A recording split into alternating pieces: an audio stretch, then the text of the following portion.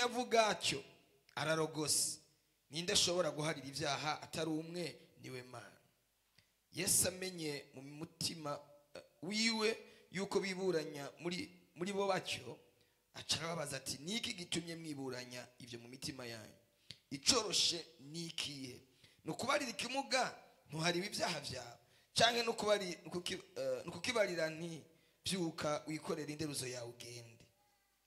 Ariko kugira ngo mumenye ko umwana w'umuntu afise ububasha mw'isi bwo guharira ibyaha, abwira ikimuga ati ndakubariye byuka wikorera inderuzo yawe utahe.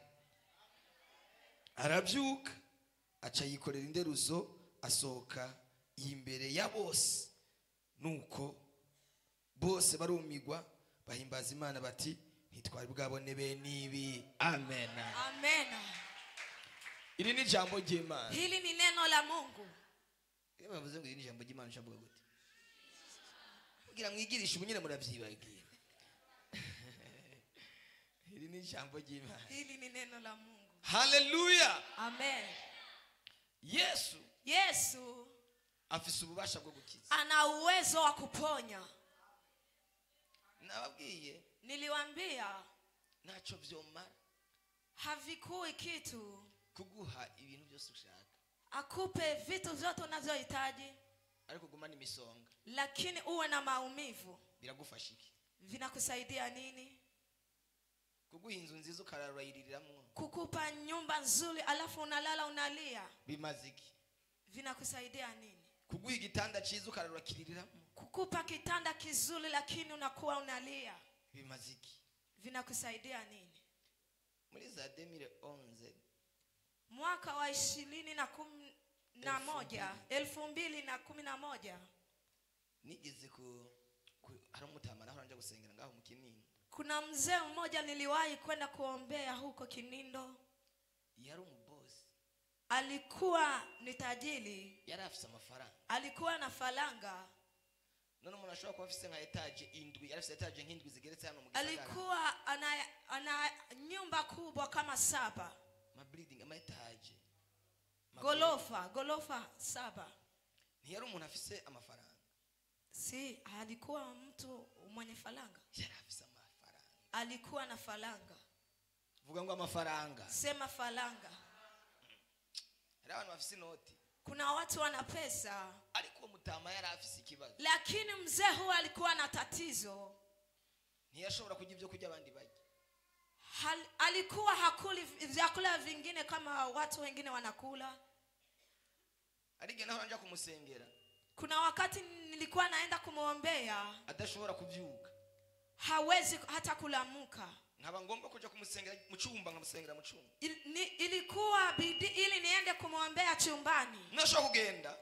Nikaenda, ngasanga imeza, nikakutana kule kuna meza yuzuye ibyo kujya, inajaa vyakula by'ubwoko bwose, vyakula mbalimbali. Wewe ubazangurajya, wewe unajua ya kwamba unakula, ntabwo ujya, haukuli. Ako kagarushira ku meza n'utudagara n'uduharage, ugaha ko unatia ku meza. Kwa abandi bantu aho hanze usanga ku meza yao, lakini kuna watu wengine nakutana meza yao hari indya z'ubwoko bwose, kuna vyakula za aina nyingi.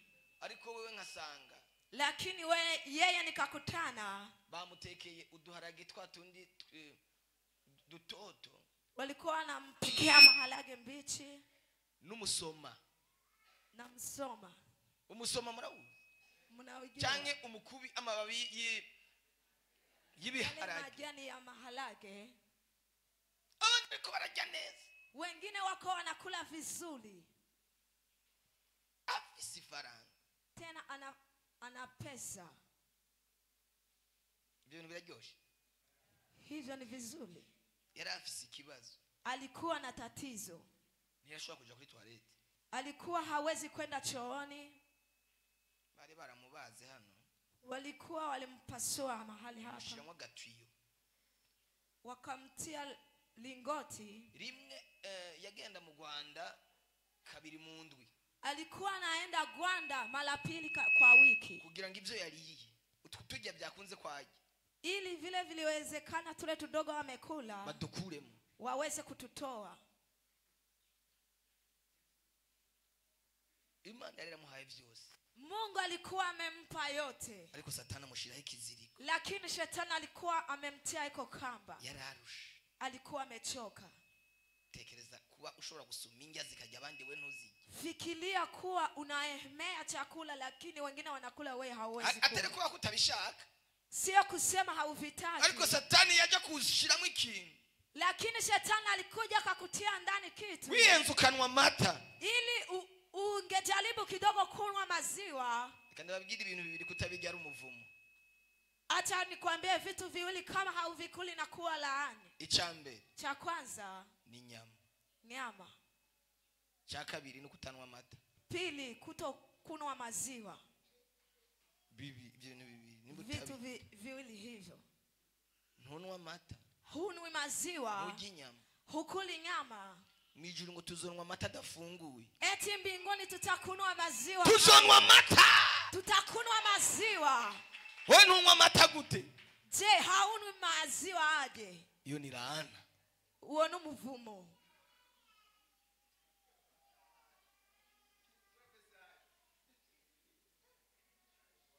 Mwijuru ngo tuzobagirwa ingumba zaziri ibimasa bya. Eti mbinguni watakuwa wanakata nyama za kukula. Lakini mbinguni. Aliko Aro mbinguni. Mwijuru. Mbinguni. Hari ibintu Satani akora mu buzima bw'umuntu. Kuna vitu shetani anatenda kwenye maisha ya mtu. Ukibaza ngo ni ibintu bisanzwe. Wewe nafikiri ni mambo ya kawaida. None utajya inyama ugiki. Sasa kama haukuli nyama na je, Ubundi ku meza z'ababosi, kwenye meza za watajiri ntihabura akaboga, hawezi kukosa mboga. akanyama. Nyama hayukosi. Ntabishobora kubura. Hakawezi kukosa. Na ufise amafaranga yo kukagura. Je, una faranga ya kununua Ariko ufise ubushobozi bwo kukajya. lakini hauna uwezo wa kukula. Uyu munsi urataha ukajya. Leo utaenda ukakule. Gute utanwa gasukari? Kwa nini hauwezi kunywa sukari? Uri umukristo. Uko Mkristo, Ntunwa ikiyeri. haukunywi pombe, Ntunwa amusteri. haukunywi Ntunwa urwagwa. haukunywi hiyo. Bagutera no kukayi nako. Je, na chai haukunywi? Bagutera no kukayi. Watume na chai haukunywi. Uyu munsi Leo ico kiziriko kiracika mu izina kama rya hiyo Yesu. itachanwa kwa jina la Yesu. Ntibishoboka. Haviwezekani. Wewe umva bishoboka? Je, unasikiri vinawezekana? Abo bazimu baragatsindwa mu izina rya Yesu. Amen. Abo nabazimu. Hizo ni pepo mbaya. Imana ikuye abantu bambere mu bwato Noah Mungu alipotoa Noa na familia yake, ivyaremwe byose yarabibahaye. eti zenye alizoumba zote aliviwapa. Ibikoko byose, Vidudu zote, ibikoko hapana vidudu, wanyama wote yarabibahaye ngo babike. aliwapa ili wavikule. Nagakoko Na kuku. abo sanga ari umuntu atajya gakoko. Unakutana kuna mtu Ninda hali tajya kuku. inkoko turabi yo muvumo. Nani hakuli? Angalia vraiment. Oh, Ninda tajya kabenzi. nani hakuli nguluwe?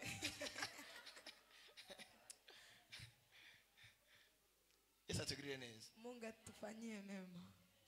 Izo demons zifise amarimite zaduhaye. Pepo hizo zimekushingia, zimekutia mbele. Zashizeho uburimbi. Kamba hauwezi kupita. Sio kamba. Mipaka. Uyu munsi iyo mipaka turayikura. Leo mipaka hiyo itaondolewa. Ivyo bihome turabipomora. Hizo zitatoka. Ivyo bintu udakora kandi uvyemererwa. Zenye haufanyi na tena unavikubaliwa. Birahava mu izina rya Yesu. Leo vitatoka kwa jina la Yesu. Ngo bazana ikimuga. Eti wanaleta kilema. Bagishize mu nderuzo bagihetse bacikora. Walikuwa wanakinyangua. Ndavuga ngo uyu munsi abakwikoreye baragushira hasi. Ninasema wenyewe walikuwa wanakinyangua leo kutie chini. Umuntu ashaka kutakwikorera mu buryo bwo gushira ku mutwe. Inawezekana mtu hawezi kukunyangua ila kutia kwenye kichwa, ariko akakwikorera kubw'imitwaro yawe, lakini akakunyangua kwa hitaji zako. igitondo cyose, umugoroba, asubuhi zote ya wala jioni, telefone ndapfuye, kusimu eti unakufa, biranse rasirabuze, eti chakula kinakosa ngira nini, mfe, mama nataka yarakuja kwa nife muganga, nini, na- ndavuga ngo uyu munsi aragushira hasi, leo agushira imbere ya Yesu, chini, akutie mbele ya Yesu, agushira hasi, akutie chini, agushira hasi, akutie chini. ngo babura ahantu baca, Eti wakakosa mahali pa kupitia kuko abantu bari buzuye, kwa sababu watu walikuwa wanajaa. baravuga ngo objectif et principal, Wakasema eti kitu cha muhimu, twifuza gushikira ku birenge byiwe, tunataka kufika kwenye miguu yake, twifuza gushika ku birenge byiwe, tunataka kufika kwenye miguu yake. abati bino biragenda gute? Eti itaendaje? Twaje, Tumekuja, tumekuja. akoshobora kuva mu ruyaga ukava imboza, Unaweza kutoka huko, Yesu akakure kuko, lakini Yesu akuache hivyo, ukava hajya wavuye aho ashake habe, ukatoka pale umetoka, shaka bari hafi hata kama pale karibu, kumena rigatiro rya saa 10, kama umeacha usingizi ule wa saa 11, ni imbaraga zihambaye, ni uwezo benshi wako. byarabananiye, Wengi viliwashinda, ariko wewe wabishoboye, lakini wewe uliweza. ko wabishoboye, Kama umeweza, Imana najye ukorera ivyari byarakunaniye, Mungu naye akutendee yale yote alikuwa ameshindikana kwako. Amen. Akutendee. baravuga ngo iyi nzu na hatari yacu, Wakasema hata kama hii nyumba sio ya kwetu, urubanza ni hanyuma, tutaenda, urubanza turaja kuburana mu nyuma, sherehe itakuwa baadaye. sherehe n'urubanza ni umunsi mukuru, urubanza Imana migiswahili ndabyumva, ariko iyo vocabulary naco. Yesu ashinga cyane. Amen. Baravuga ngo turaza kugenda imbere y'abacamanza, Wakasema eti tutaenda mbele ya wakuu, bana bakuru, abacamanza, abajiji, babita gute? Sawa, tuendelee. Amen. Bafati bati, Wakatoa juu, ibati wakatoa bati, batashizeko, sio yeye walikuwa wametia, batigeze baterera nk'ifaranga, hawakukusaidia hata pesa, barakura itegura, wakatoa bati hiyo, hari hasakaje amategura, palikuwa panatiwa mabati, barakurako, wakatoa, batumbereza neza ahantu Yesu ari, ariko nabo wakatizama mahali penye Yesu wako, bari bafise ubwenge n'ubuhanga, walikuwa na hekima. tekereza ingene bamenye ahantu Yesu ari, Fikiria jinsi walijua mahali Yesu wako. ntibakuibati bitumbereye aho jewe mpagaze, Hawakutoa bati penye mimi nilikuwa nasimama, ntibakuye ibati ryaho Lui ahagaze, hawakutoa bati penye Lui alikuwa, iyo bakuri bati ryaho jewe mpagaze, wangetoa bati penye mimi nilikuwa nasimama, byari kubagora, vilikuwa vinawashinda. ntugakuri bati ryaho umuntu atumbereye, Usitoe bati penye kuna mtu, kuri bati ryaho Yesu atumbereye, bati mahali Yesu wako. niwe wenyine atakubonera ubusa, Ndiye yeye hawezi kukuonea bure. na abantu barantelefona bakambura, Je, muri mwebwe nta muntu kuna watu arantelefona akambura, wamenipigia lakini akanikosa? imisi yose mu telefone murantora, Kila siku mkinipigia simu mnanipata, munyishure, munijibu. igihe cyose uje ngaha kuri biro ngo ndakwakira, igihe cyose mwese Kila siku murandora, nakuja hapa ili tukupokee, unatupata. ndagereza kubwiza ukuri, Na nataka nikwambie ukweli, burya waje kama umekuja naho utombona, hata kama hunioni, burya Yesu abari ngaha, Yesu anakuwa mahali hapa. nafatigwa, Yeye hawezi kukosewa, nafatigwa, hawezi kukosa muda. iyo umurondeye, Kama unamtafuta, utarondeye umuntu, hautafuti mtu, uramubona, unampata. ngo bururukiriza hafi yiwe, Wakashuka mbele yake, bururukiriza bakashushia, wakamshushia. bobo ntibururutse, wao hawakushuka. bamanuye ijya nderuzo. Walishusha huo alikuwa anataka kuponywa. Inderuzo yari imuteruye barayimanura neza. Penye alikuwa analalia wakashusha vizuri kufika mbele ya miguu ya Yesu. Yesu ngabibonye. Yesu atakavitizama. Avuga ngo abantu bafite kwizera. Akasema eti hao watu wana imani.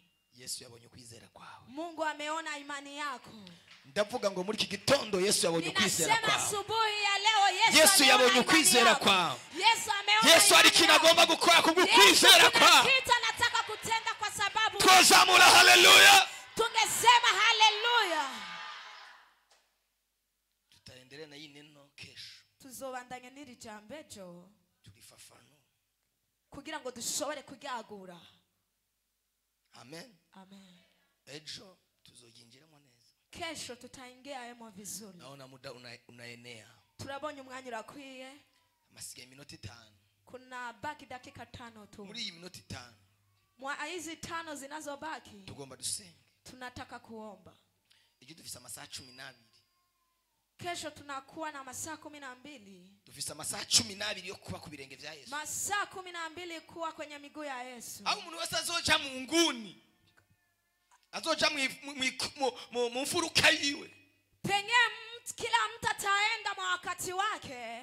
Uzoja mu mwanya wa uririra Imana. Utaenda kwa wakati wako ili umulilie Mungu. Ndabizi neza ko ninajua vizuri hari ibintu byinshi bizomenagurika. Kuna vitu vitabomoka. N'uyu munsi byabomotse n'ejo byarabomotse na ejo byarabomotse. Tugomba muri iyi minsi kuba mu mashimwe. Kama hizi siku tuwe kwenye yaba muvyumvise mu musamu ya haleluya. Umevisikia ungepiga haleluya. Mwaka kanya ngomba gusengera abantu bafite ibintu batajya batanwa. Muda huu ninataka kuombea watu kuna vitu hawakuli hawakunwi. Hapana ikiye. Sio pombe. No bavuga ngo bagira bansengere mwa muste. Usiseme eti wanataka niombe ili ni. Nibutanywa mata. Kama hakunwi maziwa. Genda itiruyano. Wende ufike unakunwa. Nabutajya kanyama. Kama hakuli nyama. Genda itirukajya. Wende ufike unakula. Muranyumvise. Uko mnanisikia? Nibutanywa gasukari. Kama hakunwi sukari. Ico cyagutera kutayinwa. Chenye kilikuwa kinasababisha. Nico tugomba gutegeka gisohoke. Tunataka kuambia ili kiondoke. Umubiri wawe usubira umere neza. Ili mwili wako ongeze tena kuwa vizuri. Bwana Yesu asifiwe. Bwana Yesu asifiwe. Iyo estoma ifise ibintu kubuza. Hicho kinachotuma estoma kuna kitu haiwezi kukula. Ukire muri aka kanya. Leo kiishe. Ndavuze ngo ukire. Upone mwaua. Ukire. Upone. Murabyumvise musamule haleluya. Kama umesikia sema haleluya. Yesu avuganye nawe. Yesu anasemana nao. Muhagarare. Simameni. Mutakene ko ndabarekura saa 2 muhagarare. Kama mtaki kuondoka saa 2. Bwana Yesu asifiwe sana. Yesu asifiwe sana. Ndabona ukuboko kwa Yesu. Ninaona mkono wa Yesu. Ndabona ukuboko kwa Yesu. Ninaona mkono wa Yesu. Ndabona ukuboko kwa Yesu. Ninaona mkono wa Yesu. Gufise ibikoresho bivura ingwara. Na vitu mbalimbali za kuponya ugonjwa. Gufise ibikoresho bivura ingwara. Ina vitu mbalimbali. Iyo ngwara yamaze guhura n'umuti. Yako imeshakutana na dawa. Wenye nero kazamura haleluya. Amen haleluya. Mu magufa yawe, mu mitsi yawe, mu maraso yawe. Kote. Ariko aratembera mu kuboko kwa Yesu. Pako panazunguka. Kuriko kuragenda uko naenda natenda. Ninda afise ikintu atajya, ninda afise ikintu atanwa. Nani ana kitu hakuli wala hano. Yakibujijwe n'ingwara. Inasababishwa na ugonjwa unao. Kintu cyose gisosa utanu. Tere nambuko hano. Fika mahali hapa.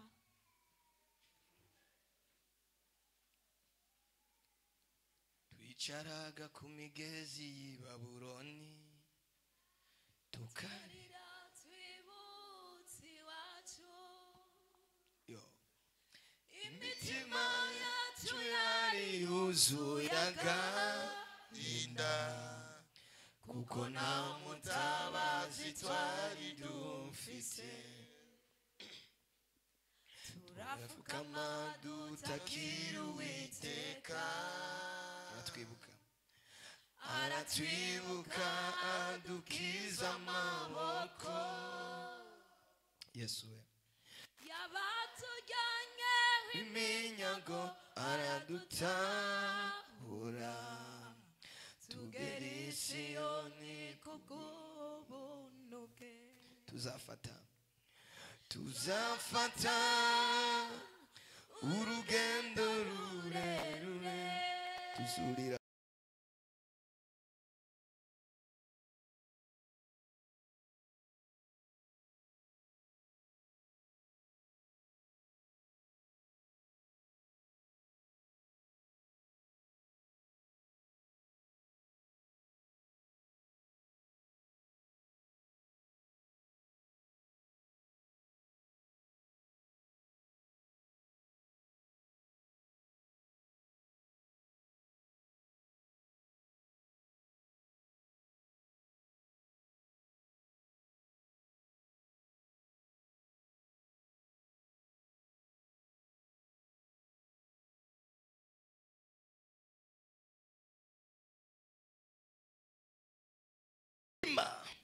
ingwara iyo ari yo yose ituma hari ibintu utajya.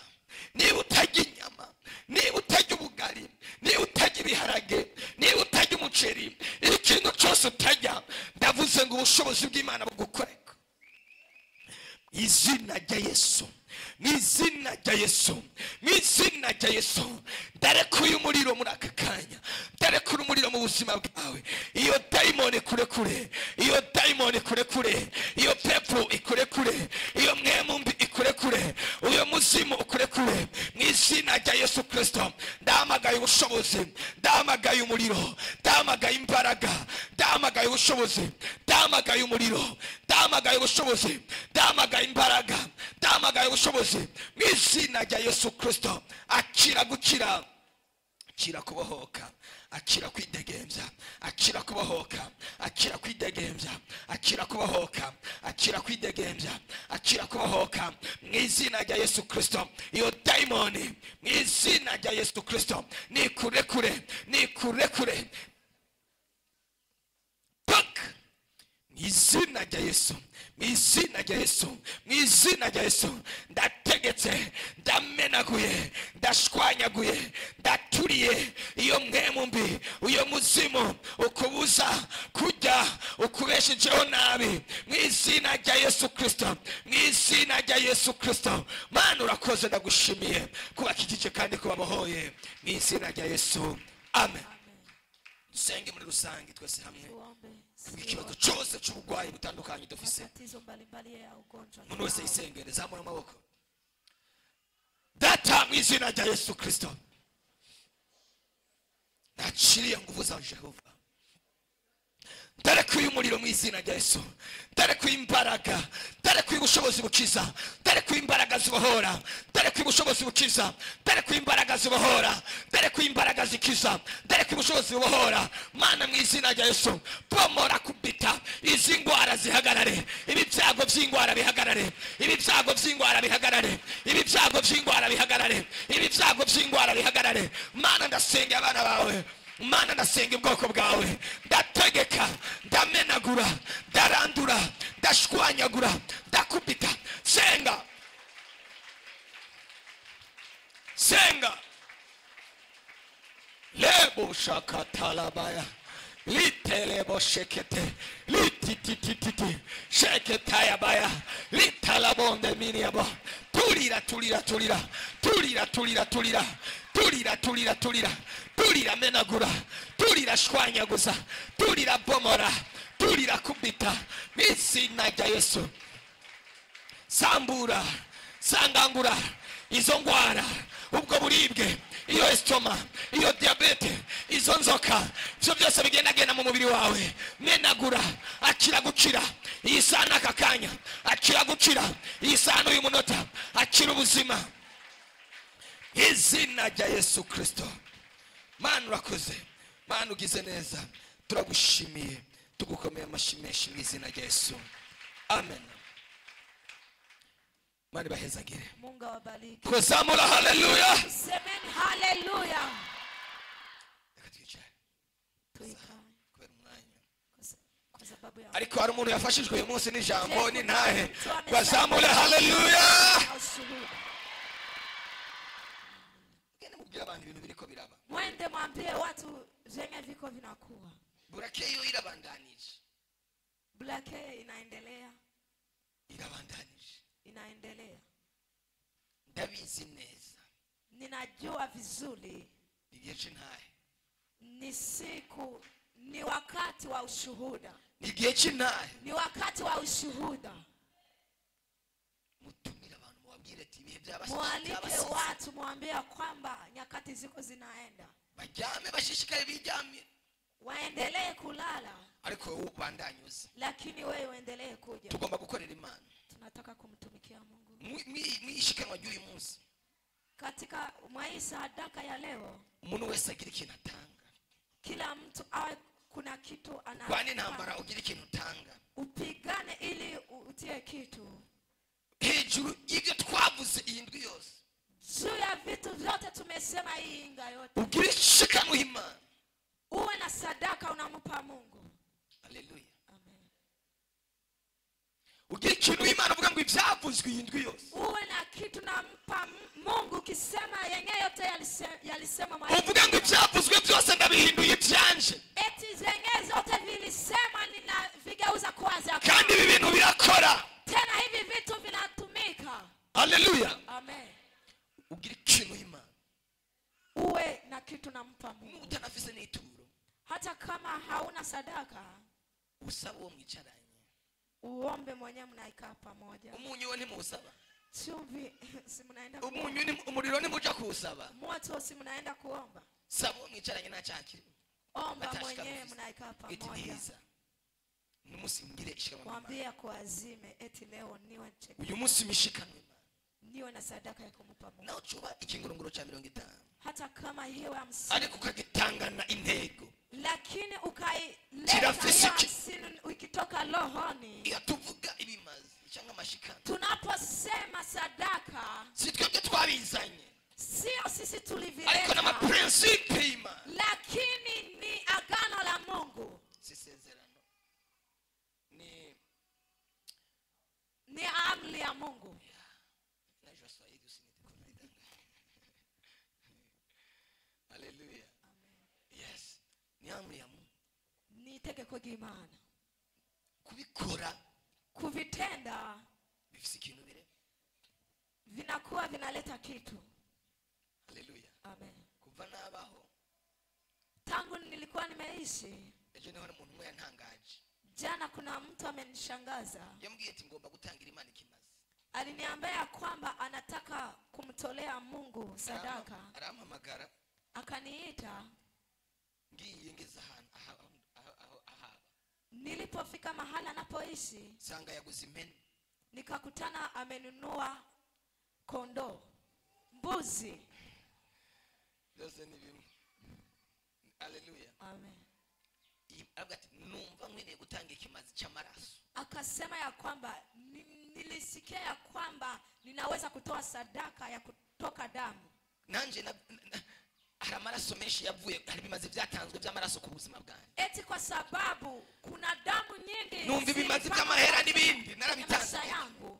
Eti falanga nyingi nilikuwa nimetoa. Numva ngomba gutanga ikimazi kiva amaraso. Ninataka nitoe Kukeregwa. sadaka ili waikate itoke damu. Haleluya. Amen. Hanyuma Baadaye numva ndafatwa n'impene nzoyibaga ndayiki. nikasema sasa Numva ijwi umutima ati hii nitaikata ili niikule. murondera umuntu ayibagurira muyanga yanjye. Nikasikia sauti eti tafuteni Araza mtu anaweza ayiraba. kuinunua. Ayirabira ngo Akakuja. ngo wapi ngo ntabwo ngo noyibaga ngo nguje mu ntozenye ngo. Akasema eti hakuna, siwezi kuikata ili niipeleke. Ijwi rirambwira mu mutima. Sauti ya kiroho kaniambia Waruvange Satani yarakuvange. eti shetani alikuwa anakuchangia. Satani yarakuvange. Shetani alikuwa anakuchangia. Ati yo meniki ikwiriye guseswa maraso. Eti mbuzi hiyo Urugo inatakiwa rw'umuhere. itokee damu Kugicani kwenye madhabahu. ikwiye guseswa maraso kuko Inatakiwa kutokea damu hiyo kwa sababu ngo ningene yambwiye ngo iyi ngukwiye kuyondera ngo abayisilamu ngo bari bayigura ngo bazoje kwirayidi. alikuwa ananiambia eti Nababwira turavangiwe namaze guhishurirwa. Nikamwambia na wewe umechangiwa nimesha itegerezwa gukerererwa mu rugo rw'umuhereza. Eti itakatiwa kwenye familia ya mtumishi. Na ukwiye kugira hishurirwa. Na wewe inabidi. Sinakubwiye ngo gira hishurirwa ginga canke gimene canke giki. Ariko umuntu wese aho uburemere ibibazo yagize mu buzima. Siseme ufanye hiki na hiki lakini uwe uwo muntu akoze ico kintu Imana yamishura ibintu bihambaye kuri. Mtu alifanya kitu hicho. Mungu amenionyesha mambo mengi kwenye maisha yangu. Siwezi nikawaambia kwa sababu hishurirwa ryo kugwo gwo hejuru. Ntari bigere mbona. Kuna mafunuliwa ya juu. Ntari bigere mbona. Yaona. Hapa. Kimaze gifise imbaraga zikomeye cyane. Sadaka ina uwezo. Hari bimaze byatangiye ubuzima bwawe. Kuna sadaka zilitolea kwenye maisha yako. Ukirishurirwa. Ukiwa na mafunulio. Ukiye kugica ukoze ku buzima bwawe. Unaweza kuwa na kitu unatenda juu ya maisha yako. Nihanganire ibintu bise byashe bigitamwe ariko munisameni nisikia ikimaze gikugwaho n'ikindi. Lakini sadaka inatolewa. Ikimaze cy'amafaranga nasone cyuko gikugwaho n'amafaranga. Sadaka ya faranga inatolewa. Niba watangiye ikimaze cy'amafaranga gikugwaho n'amafaranga. None watangiye ikimaze cy'inka kizokugwaho n'ibihano. Kama wamepana sadaka ya ngombe kwenye maisha yako kizokugwaho n'inka. Itatolewa na ngombe. Kadukorera Imana mwigire ku kazi ako kagaciyemo. Ariko bibwirwa benshi bikumva. Vinawaambia wengi na vinasikia. Kadukorera Imana. Acha tumufuranga zangu ziko. Irukangu ndanya gasakoshi gatoya nanje ngorera Imana.